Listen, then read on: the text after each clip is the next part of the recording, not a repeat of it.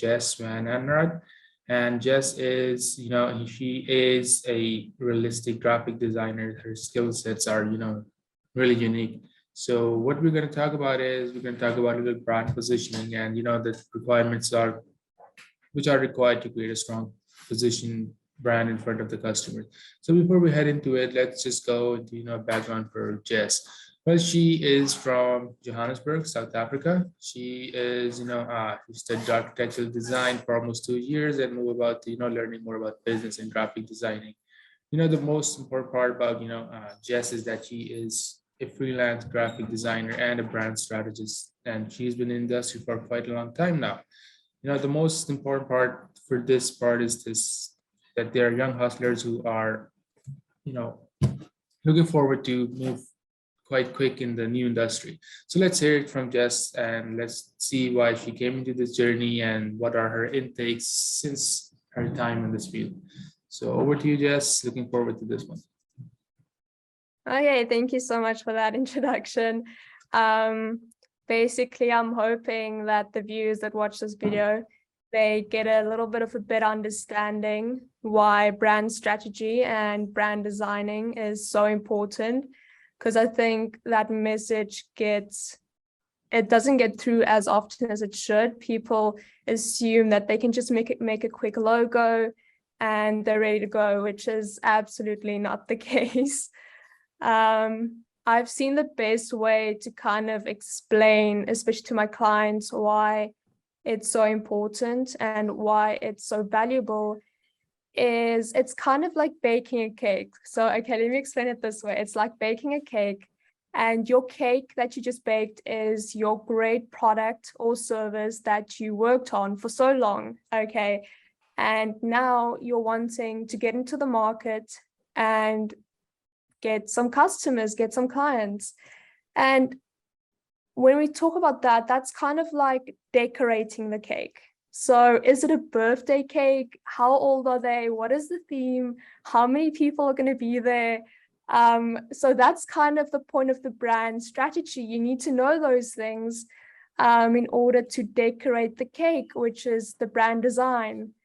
So without those things, can you imagine showing up with a wedding cake to a 7-year-old boy's birthday party? I mean, he's going to be devastated. So you need to know your target audience, and you need to understand where you fit in to the market and against your competitors. Otherwise, it's just going to be a lot of white noise. And I think it's very important. It's a must, I think. That is really true. I mean, that's happening all around the world. Every freelancer who is working with a part-time client or working, even if it's a full-time, they're still going through this phase a lot because, you cannot fulfill every requirement the customer requires, every single detail or every minute detail that they require. So just tell me about this thing that every time, you're ordering a cake or someone comes to order a cake, even it's in the brand positioning phase, what's the most bizarre time that you have to go through that sometimes you go and think about it, okay, so this might not happen, but you try your best to make that happen. Do you go through that dilemma? Honestly, I think every business and service has its little perfect place and target audience. I think everyone has a place. And I think the most difficult part is to find that perfect clients for them and where they fit in.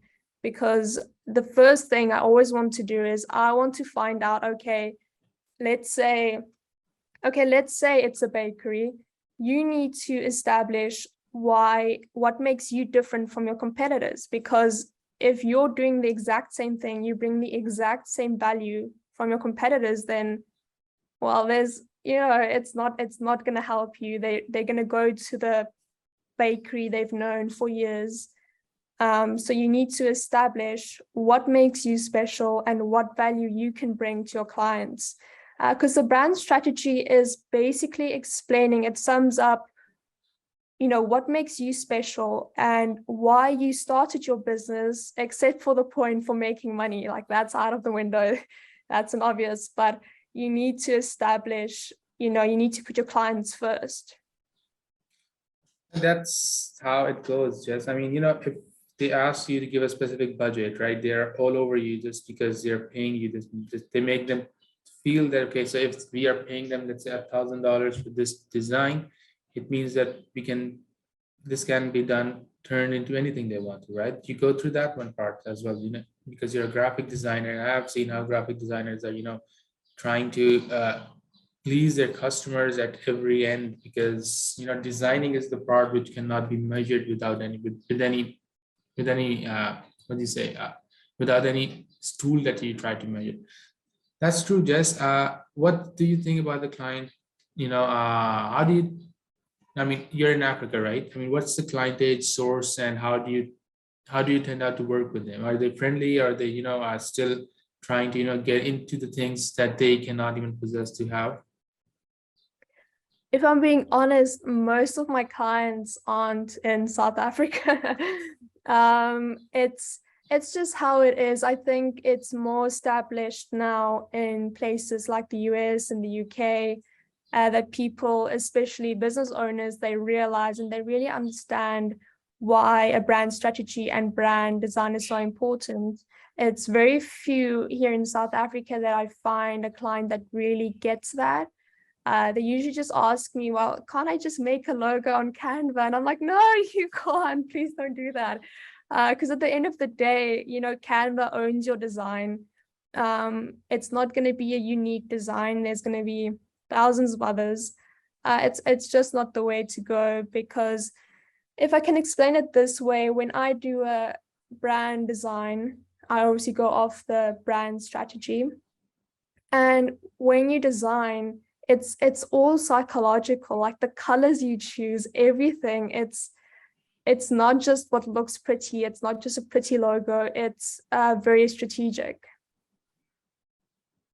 So, Jess, one thing that you're trying to create a brand for the consumer, right? I mean, how do you measure what he is trying to pitch in? I mean, does that annoys you, or does that, excites you what they're trying to say?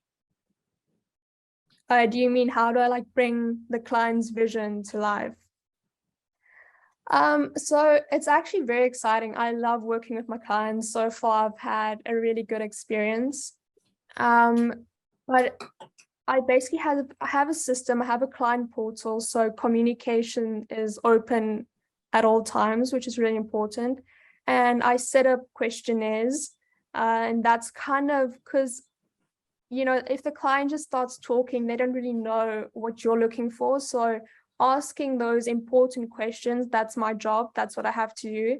And then I get that quality answers that I'm looking for, because at the end of the day, no one knows more about what they are wanting, than the person that created the product or the service. So it's really, I love communicating with my clients. It's really exciting. It's fun seeing them, how excited they are. So no, it's great. And that's lovely. I mean, sometimes, okay, you be honest with this one. Sometimes you do get annoyed, right? When they're just trying to bombard you with tons of work, but you think it's impossible, right? You do get annoyed. No, I wouldn't say, honestly, I'm not trying to, honestly, I'm not trying to be like, no, I never get annoyed. But I think just I'm genuinely I'm a people person. I love all kind of characters, and I always try to be very understanding and the stress they might be under. And I just think, it is my job making them feel comfortable, making them feel safe. So no, I haven't had a rude client or anything like that. They're so excited to just get started and grow their business that I feel like, there's so much on the same page than I am. So I mean, that's your level, man. I mean, people from all around the world, they technically don't go for the second or third time if they're getting annoyed from a customer. They're like, okay, man, it sets up. We're not working for you anymore. Even if it's $1,000 or $2,000, it won't work.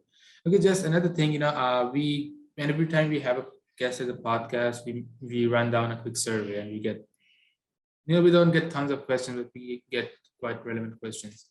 One of our friends, she is from another state, not our country. She asked this question: what's the most, preferred portal or any freelancing site you have been using and you think is, has tons of graphic designing projects?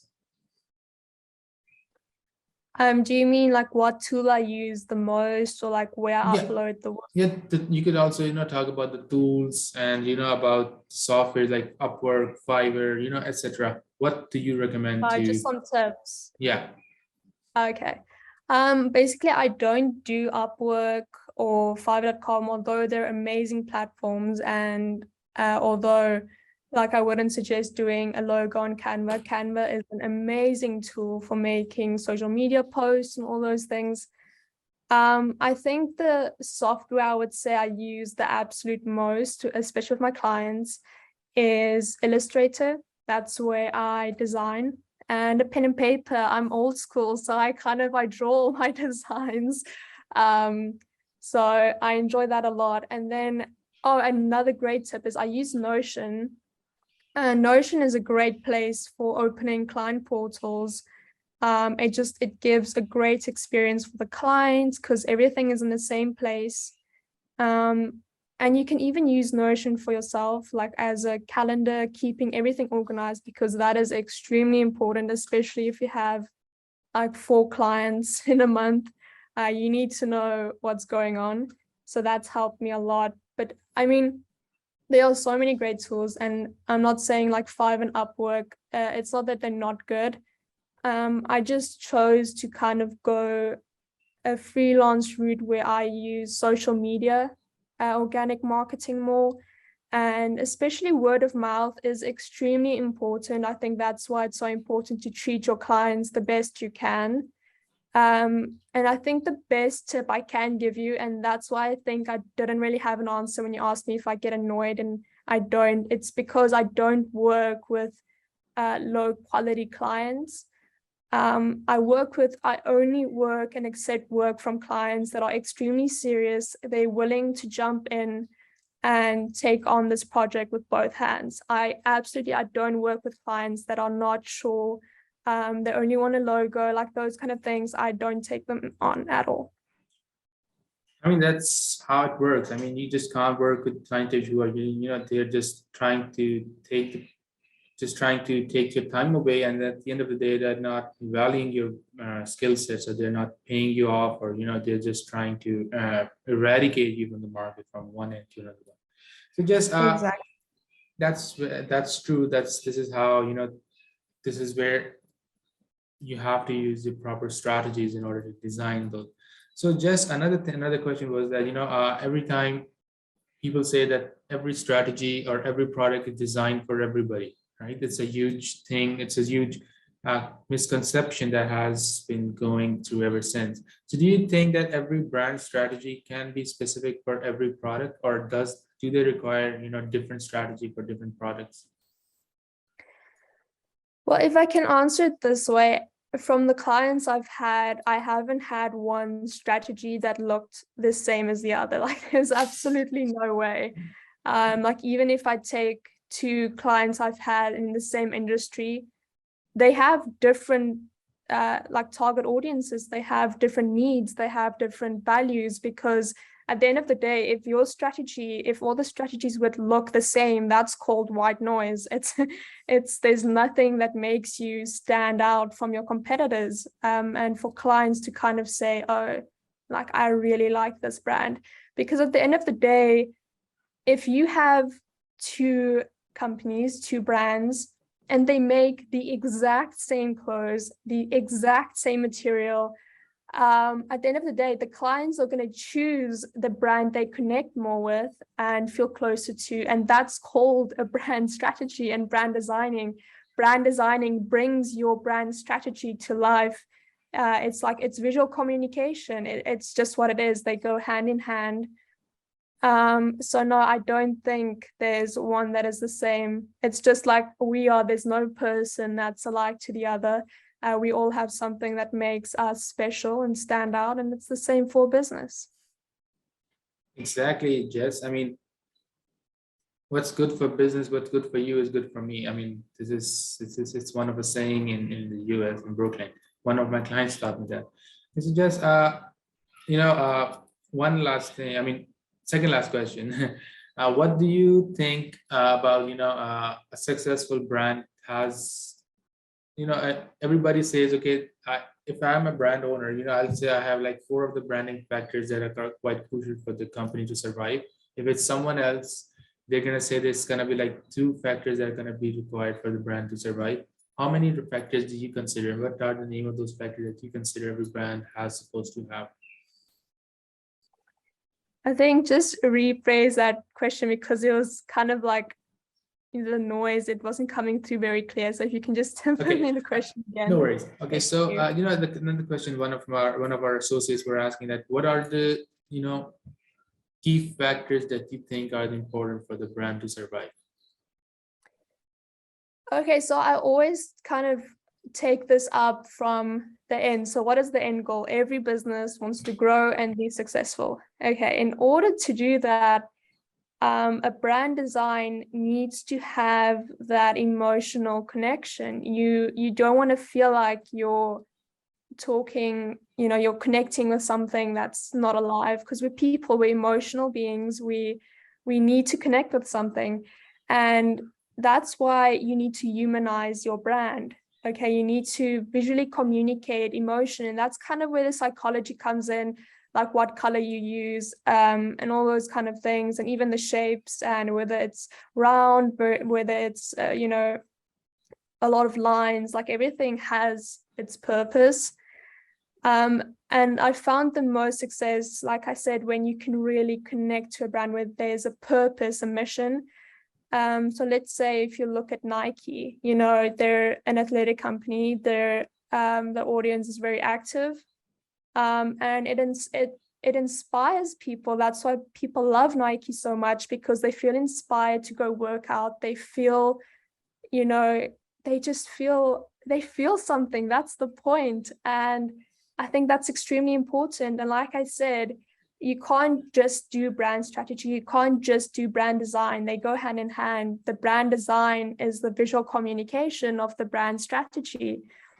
And at the end of the day, if you can really make somebody feel something, then you have it. Then you've figured it out, because I can promise you, every successful business and brand out there has a professional brand strategy and brand design. Now, not every company and business that does a brand strategy and brand design is successful, because the problem might lie with the product or the customer service. So then it might be something different. But I can promise you, every single successful brand and business does have a brand strategy and brand design.